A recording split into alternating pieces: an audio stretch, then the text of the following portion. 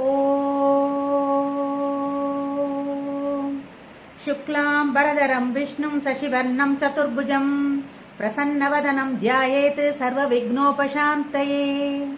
व्यासं वसिष्ठनप्तारं शक्ते पौत्रमकल्मषम् पराशरात्मजं वन्दे शुकतातं तपोनिधिं व्यासाय विष्णुरूपाय व्यासरूपाय विष्णवे नमो वै ब्रह्मनिधये वासिष्ठाय नमो नमः अविकाराय शुद्धाय नित्याय परमात्मने सदैकरूपरूपाय विष्णवे सर्वजिष्णवे यस्य स्मरणमात्रेण जन्म संसारबन्धनात् विमुच्यते नमस्तस्मै विष्णवे प्रभविष्णवे ॐ नमो विष्णवे प्रभविष्णवे श्रीवैशम्पायन उवाच श्रुत्वा धर्मानशेषेण पावनानि च सर्वशः युधिष्ठिरः शान्तनवं पुनरेवाप्यभाषत युधिष्ठिर उवाच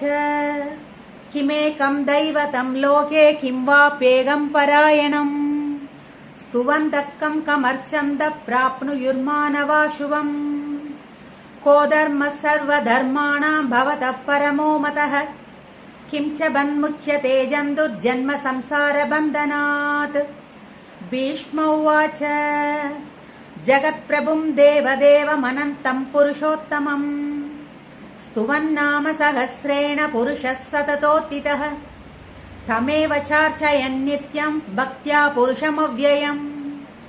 ध्यायन् स्तुवन्नमस्यं च यजमानस्तमेव च अनादिनिधनं विष्णुं सर्वलोकमहेश्वरम्